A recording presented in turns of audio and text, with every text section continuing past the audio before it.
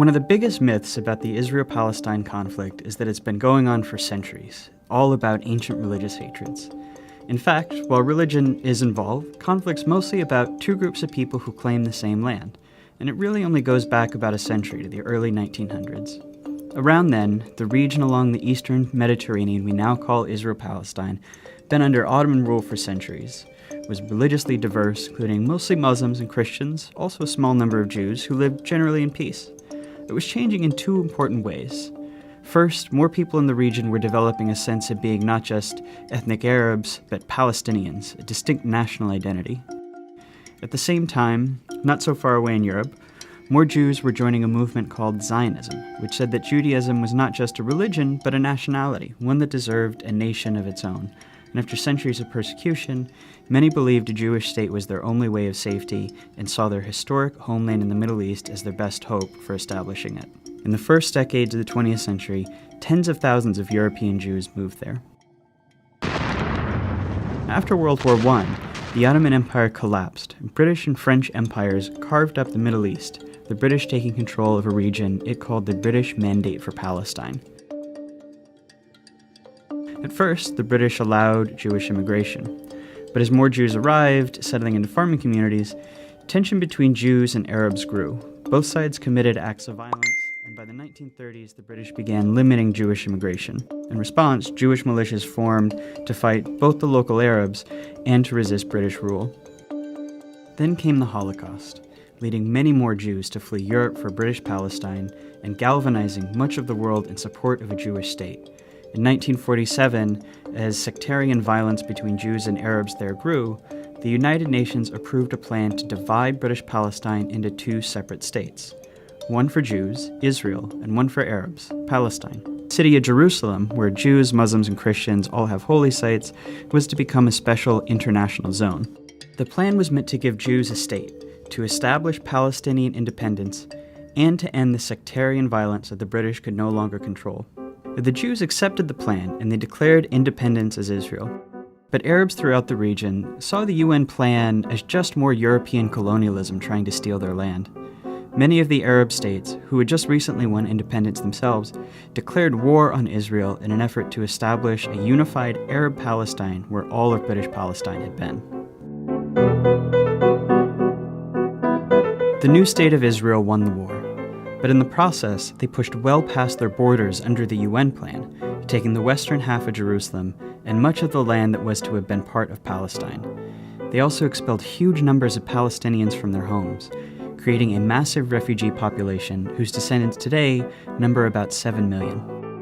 At the end of the war, Israel controlled all of the territory except for Gaza, which Egypt controlled, and the West Bank, named because it's west of the Jordan River, which Jordan controlled. This was the beginning of the decades-long Arab-Israeli conflict. During this period, many Jews in Arab-majority countries fled or were expelled, arriving in Israel. Then something happened that transformed the conflict. In 1967, Israel and the neighboring Arab states fought another war.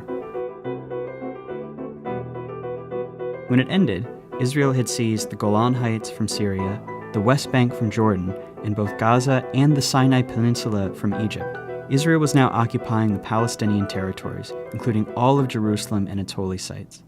This left Israel responsible for governing the Palestinians, a people it had fought for decades.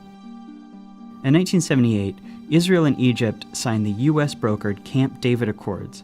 Shortly after that, Israel gave Sinai back to Egypt as part of the peace treaty. At the time, this was hugely controversial in the Arab world. Egyptian President Anwar Sadat was assassinated in part because of outrage against it. But it marked the beginning of the end of the wider Arab-Israeli conflict. Over the next few decades, the other Arab states gradually made peace with Israel, even if they never signed formal peace treaties. But Israel's military was still occupying the Palestinian territories of the West Bank and Gaza, and this is when the conflict became an Israeli-Palestinian struggle. The Palestinian Liberation Organization, which had formed in the 1960s to seek a Palestinian state, fought against Israel, including through acts of terrorism. Initially, the PLO claimed all of what had been British Palestine, meaning it wanted to end the state of Israel entirely. Fighting between Israel and the PLO went on for years. even including a 1982 Israeli invasion of Lebanon to kick the group out of Beirut. The stillness of the ceasefire in southern Lebanon was shattered today by the sound of guns, bombs, and planes. The PLO later said it would accept dividing the land between Israel and Palestine, but the conflict continued. As all of this was happening, something dramatic was changing in the Israel-occupied Palestinian territories. Israelis were moving in. These people are called settlers, and they made their homes in the West Bank and Gaza, whether Palestinians wanted them or not. Some moved for religious reasons, some because they want to claim the land for Israel, some just because the housing is cheap, often subsidized by the Israeli government. Some settlements are cities with thousands of people, others are small communities deep into the West Bank. If you've always felt a deep yearning for Jerusalem, now is a once-in-a-lifetime opportunity, not only to stand within its gates, but also to build the home of your dreams there. Settlers are followed by soldiers to guard them, and the growing settlements force Palestinians off of their land and divide communities. Short term, they make the occupation much more painful for Palestinians.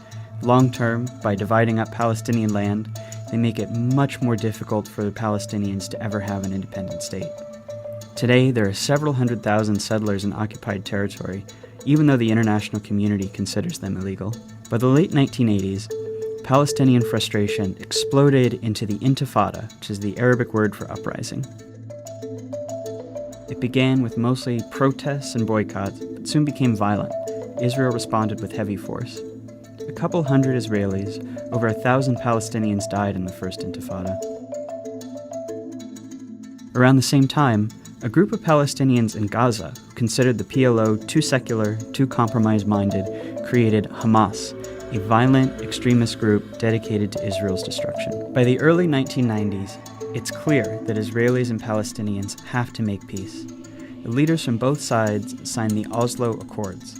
This is meant to be the big first step toward Israel maybe someday withdrawing from the Palestinian territories and allowing an independent Palestine. The Oslo Accords established the Palestinian Authority, allowing Palestinians a little bit of freedom to govern themselves in certain areas. Hardliners on both sides opposed the Oslo Accords. Members of Hamas launched suicide bombings to try to sabotage the process. The Israeli right protests peace talks with ralliers calling Prime Minister Yitzhak Rabin a traitor and a Nazi.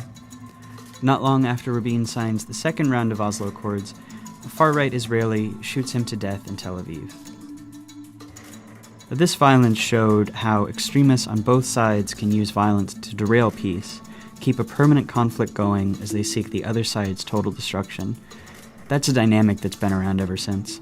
Negotiations meant to hammer out the final details on peace drag on for years, and a big Camp David summit in 2000 comes up empty. Palestinians come to believe peace isn't coming, rise up in a second intifada, this one much more violent than the first. By the time it wound down a few years later, about 1,000 Israelis and 3,200 Palestinians had died. The second intifada really changes the conflict. Israelis become much more skeptical that Palestinians will ever accept peace or that it's even worth trying. Israeli politics shift right, the country builds walls and checkpoints to control Palestinians' movements. They're not really trying to solve the conflict anymore, just manage it. The Palestinians are left feeling like negotiating didn't work and violence didn't work, and that they're stuck under an ever-growing occupation with no future as a people. That year, Israel withdraws from Gaza. Hamas gains power, but splits from the Palestinian Authority in a short civil war, dividing Gaza from the West Bank. Israel puts Gaza under a suffocating blockade, and unemployment rises to 40%. This is the state of the conflict as we know it today. It's relatively new, and it's unbearable for Palestinians. In the West Bank, more and more settlements are smothering Palestinians, often respond with protests and sometimes with violence, though most just want normal lives. In Gaza, Hamas and other violent groups have periodic wars with Israel. The fighting overwhelmingly kills Palestinians, including lots of civilians. In Israel itself, most people have become apathetic. For the most part, the occupation keeps the conflict relatively removed from their daily lives, with moments of brief but horrible violence. There's little political will for peace. No one really knows where the conflict goes from here. Maybe a third intifada, maybe the Palestinian Authority collapses. But everyone agrees that things as they are now can't last much longer, Israel's occupation of the Palestinians is too unstable to last, and that unless something dramatic changes, whatever comes next will be much worse.